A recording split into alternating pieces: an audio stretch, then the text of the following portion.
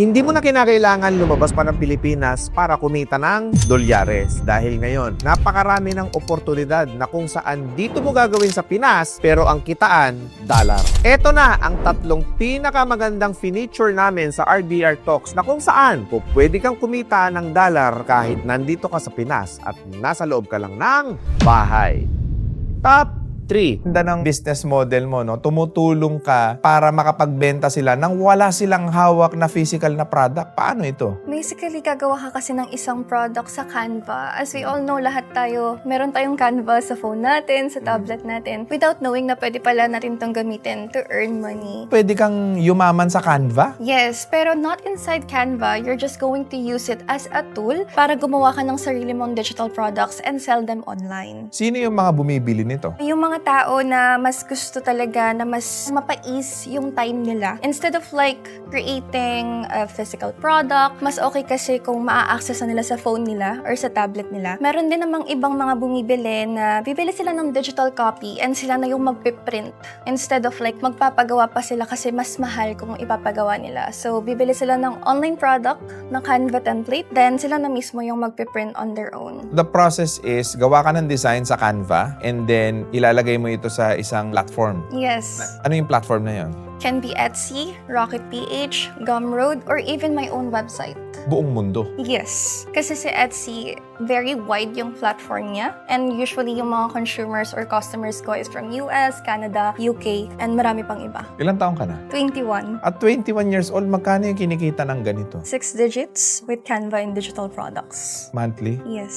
Parang mali yata ako ng negosyong pinasok Magdi-design ka sa Canva, pwede ka kumita ng milyon? Yes, kasi here's the thing. Yung physical products kasi kailangan mo mag-restock, kailangan mo mag-inventory. Correct. So, nagpapaikot ka ng pera with it. Pero with digital products kasi, once mo lang siya gagawin, you can sell it unlimited times without inventory or stocks. So, what are the struggles nung inuumpisahan mo itong journey mo as a business owner? Hindi ako creative. Pero paano mo nabebenta yon? That's the thing. That's why Canva is a very magical tool kasi lahat ng features ni Canva, it's so easy to use. So kahit hindi ka creative, beginner-friendly platform si Canva for you to edit your own digital products. So yun talaga yung nakatulong sa akin. Paano naman sa mga hindi techie? Pwede ba nilang gawin yung negosyo mo na yan? Absolutely. Kasi meron ako mga students na 50 years old. Ha? Ang pinakamatanda ko na student na kumikita sa Canva and digital products, mainly sa Etsy, is 57 years old. Kumikita ng magkano? From my last update, na kaya niya na maka 5 to 6 digits per month.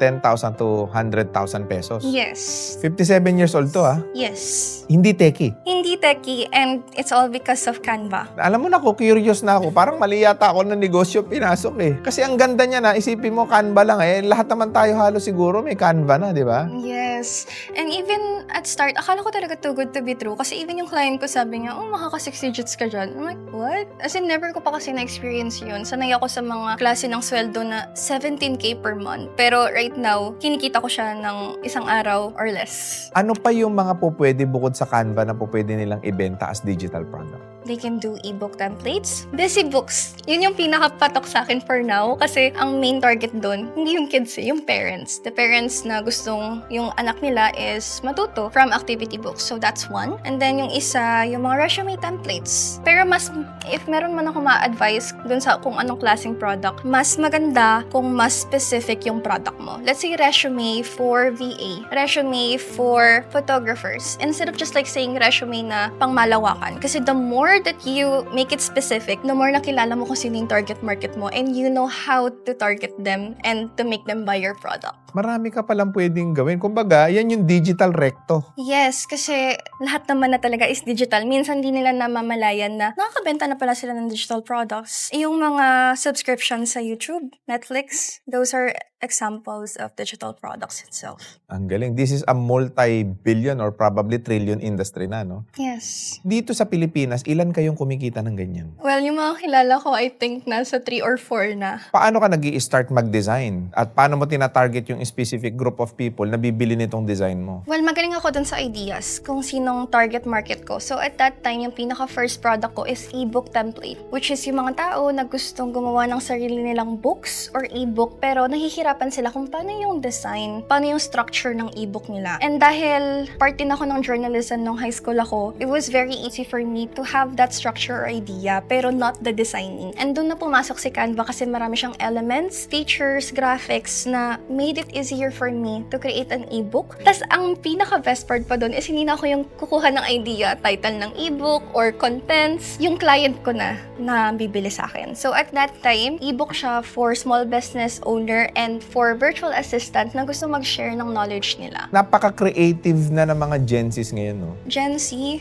they're like the most amazing people for me. I'm not saying that kasi Gen Z ako. I'm saying it kasi based on my observation, nakita ko talaga sila kasi yung mga independent and they know their worth. Alam nila kung ano yung talent or skills na meron sila or pwede nilang aralin. To the point na back then, it used to be like a rat race, diba? 9 to 5 work. Pero yung mga Gen Z, nakakagawa sila ng klase ng diskarte na hindi nila kailangan mag-work for money but money works for them. Ano ba ang background mo? Hindi ako nakapag-college kasi. Bakit? At a young age, financial issues and more on like ako na lang kasi yung natitira sa magulang ko. So, parang kailangan ko mag-work ng maaga. So, nag-start ako sa BPO hanggang Ilang taon ka? sa 18 at that time. Buti tinanggap ka. Hindi ka naman nakagraduate. Well, sobrang thankful ako kasi nung senior high school ako, dun ko na-equip yung mga skills ko. And that's also the time na nag-start ako with Canva. Marami akong skills and technicalities na parang na-offer dun sa company mismo. And then, dahil nga parang na-burnout ako, so dun talaga nanggaling yung idea na burnout talaga ako. Nag-try ako mag-work from home. So, ESL teacher. Nagtuturo ng English sa mga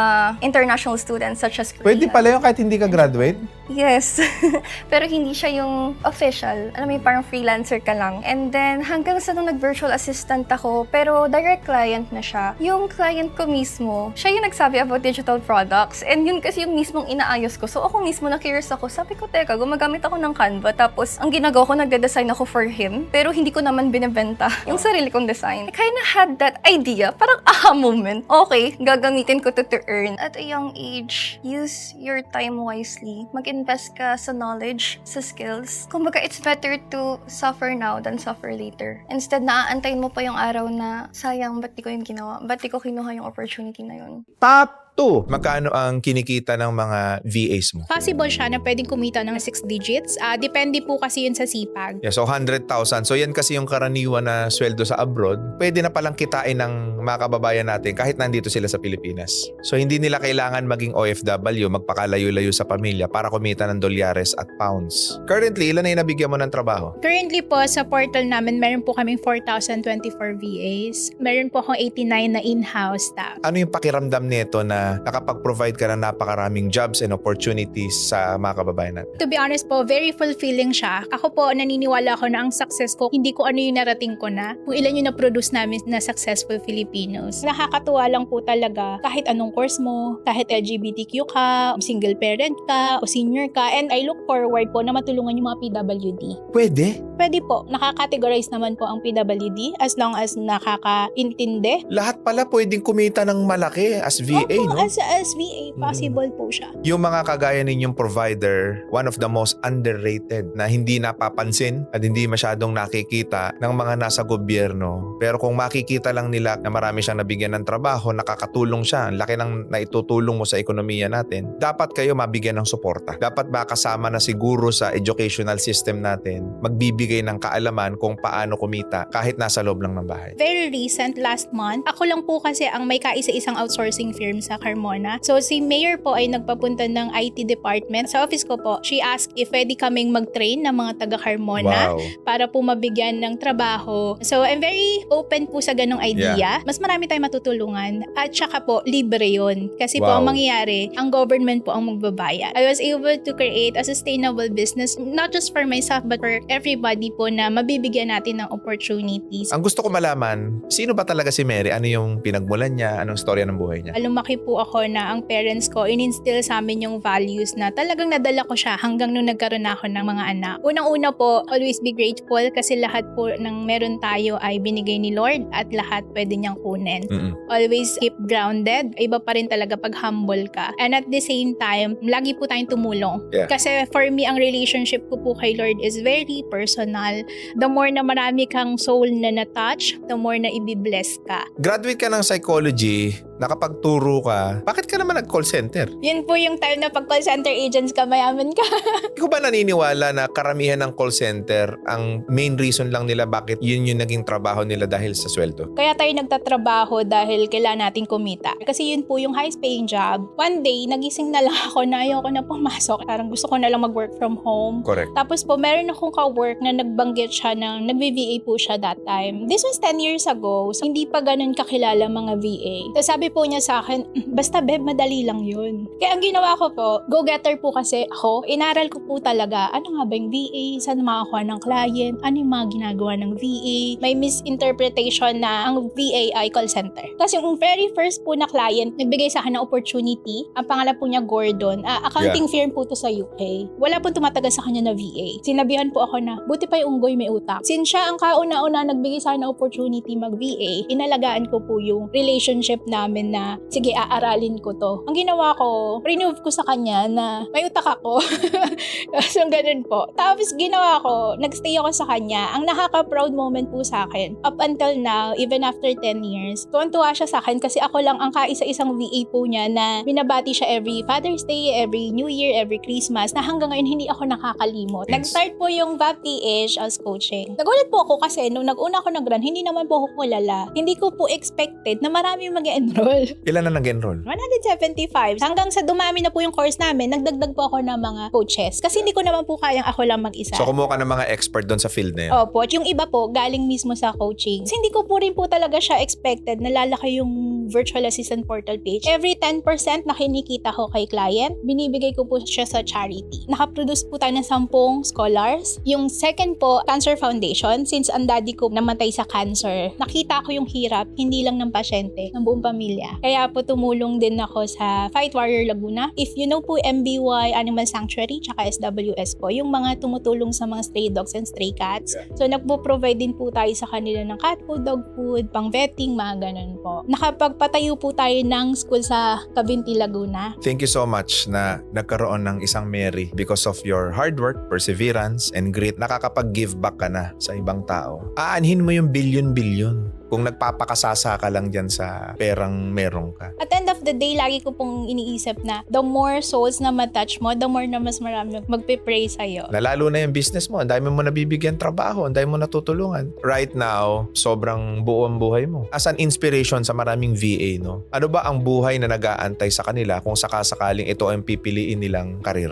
Ang maganda po sa VA, natututunan. So, kailangan kahit mga basic lang, kasi data entry, hindi mo naman po kailangan mag-coding dyan, hindi mo naman po kailangan ng sobrang galing mo sa technology. At pwedeng bigyan ng opportunity. Undergraduate, pwede. As long as may computer ka, Yeah. tapos kung wala ka namang computer, mag-work ka sa office ko, ako po Yeah. magpo-provide, and at the same time po, willing ka matuto. Ang opportunity, andyan na. Kahit wala kang mataas na educational attainment, wala kang alam sa computer, pwede ka palang mag-VA na may sweldong 100,000 o higit pa. As long as buo yung loob mo. Kasi may mga tao po magaling lang sa umpisa. As long as open-minded ka in a way na pag nag-enroll ka sa course namin, dapat aralin mo. Top 1. So ano bang ginagawa ng Funnels Mastery Academy? So, kami boss, we teach people how they can build websites and funnels and they can make money doing it kahit na wala silang previous experience, like kahit hindi sila techie, hindi sila marunong mag-design. Ang catch dito is anyone can learn it. Nakatapos ka man ng pag-aaral or hindi, or kahit ano pa, ano pang background mo, kayang-kaya mo siyang matutunan kasi sobrang drag and drop lang siya. I-click mo, ilalagay mo dito, bitawan mo, that's it.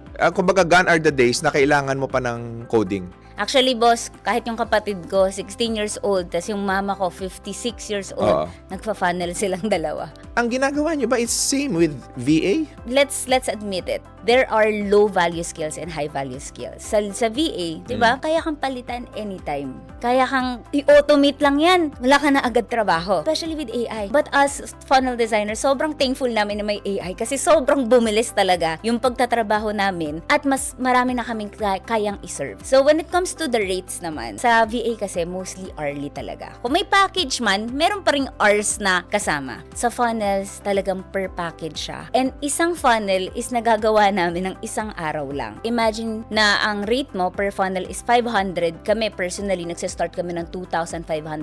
So, 6 figures yun. And imagine, if kaya mo makatapos ng funnel, papalagay natin beginner ka, kahit 14 days. Imagine mo kung kaya mo mag-serve ng 2 client lang sa isang buwan. Bakit hindi nila alam yon? Yung mga nagpapagawa. Kasi syempre, as business owners, napaka-teki niyang pakinggan. Tayo ngang nagbibuild Teki ng pakinggan ng pero hindi siya teki. That's the point. They don't have time to figure it out by themselves. Ang nasusolve mong problema ng negosyo is yung pinaka-importante, which is conversion o paggawa Sales. ng pera. Yes, yung sales yung sinusolve mong problema. So, pag sales ang sinusolve mong problema, syempre, yung mga negosyante, babayaran ka ng malaki. Total, yung gagawin mo ng machine or yung system na gagawin mo sa akin, tutulungan naman ako mag-create ng more money. Yeah. So, might as well bayaran kita ng maayos para Correct. maayos din yung pag-build mo for me. Kumbaga high ticket selling siya dahil binibuild mo yung sales process ng isang negosyo. Ito ang treatment sa'yo ng client mo para kang business partner. Instead of being a VA, now you becoming an entrepreneur selling systems. And perfect for this are those VAs na probably you are already burned out. Tama? Pagod na kayo dahil ang hirap mga kliyente, 3, 4, 4 na yung client na hawak ninyo, tapos you have this low-paying client wherein dito, 1 lang, 2 lang, tapos ang bilis pa ng transaksyon pag natapos mo yung funnel. Paano mo inumpisahan itong Funnels Mastery Academy? Noon pa lang hustler na akong hustler. Talagang trabaho kong trabaho. Alam ko na kung paano mag-trade ng time for money. And after graduation, I went into the government and the corporate. And in just 2 years, I think I became the manager. After that, sabi ko, parang hindi eh. Sabi ko, may gusto pa akong ma-attain sa buhay ko. Alam mo yung masaya naman ako, high-performing ako. Pero tuwing papasok ako, sabi ko, meron pa akong pwedeng gawin. Meron pa akong gustong ma-attain sa buhay ko. Hindi ko alam kung ano, pero alam kong meron. Sobrang deep ng reason ko, ng why ko, na it doesn't matter anymore how I will get there. As a magna cum laude, ang taas ng pinag-aralan mo. Bakit ka naman freelancing naman ang pinili mo? To be honest, it's just really trying it out. Kung saan man ako madala nito. Ang akin lang talaga nun, whatever that I'm doing at that moment, I need to make it work. Then, pinost ko siya, actually. Kasi ang dami nagtatanong, magna cum laude. Tapos, boss na ako eh. Boss na ako sa corporate eh. Na anong ginagawa mo? Bakit mo sinasayang? Yun yung term nila eh. Ba't mo sinasayang yung pinaghirapan mo? Sa kanila, successful ako eh. Pero sa akin, yun ba yung success? That's the question eh. And lagi kong sinasabi talaga nun. Tuwing harap ako sa salamin, I want to be more. Why not work for myself? Why not yung kaya kong ipagmalaki, kaya kong makatulong sa ibang tao? Ano bang gusto kong maging? Ano ba yung buhay na gusto kong magkaroon ako? And you align your decisions to that and not about other people. Life cannot guarantee anything, but you can guarantee yourself something. And that is the promise of doing whatever it takes to finally talagang mabring mo to life whatever you wanted to do in life. Pandemic, natakot yung mama ko. Kita ko yung freelancing. Tapos nakita ko social media manager. Alam natin, yan yung pinakamadaling pasukin social media manager Pero na-realize ko habang nag-social media manager ako, parang nagtatrabaho lang din ako. Ang pinagkaiba, nasa bahay lang ako. Hindi pa rin pala ako free. Doon ko na naisip na, ano ba talagang gusto ko sa buhay ko? Gusto ko mag-website. Sino yung client mo na kumikita ng malaki dahil lang sa paggagawa ng funnel sa mga business owner? Actually, boss, 1 year pa lang kami sa FMA and surprisingly, grabe yung results ng students namin. One of the most remarkable ones is Mark Hamandron. Isa siya sa mga unang batch namin. Talaga na-interview ko siya na sobrang down na siya. Milyon yung utang niya. SMM siya. Pero sobrang burnt out niya. And then, pumasok siya ng Funnels Mastery Academy. Doon niya natutunan lahat talaga. From design to build to strategy. Doon niya lang nakuha. Puro lahat yan, drag and drop, madali lang matutunan Yes. yan. Okay, so ano nangyari sa kanya ngayon? So, ngayon is isa na siya sa mga FMA millionaires namin. And ngayon, 6 figures na siya every single month. And ito yung nakakatuwa. Kasi dati, dinelay niya yung kasal nila. And then last year, kinasal na siya. Invited pa kami. And last month lang nakabili na siya ng brand new car niya. Ilang taon niyang ginagawa na to? Magwa 1 year pa lang kung kailan siya nagsimula. Samantalang yung iba dyan, 10 years, 15 years na at 20 years na sa trabaho. Hanggang ngayon, wala pa ring result. Tapos yan, 1 taon, sasabihin mo sa akin, yumaman? Paano nangyari yun? Nakikita natin online, di ba, yung mga tao. 200K, 100K, ala, di na yun natutulog. Oo. Ala, wala na yung buhay. Oo.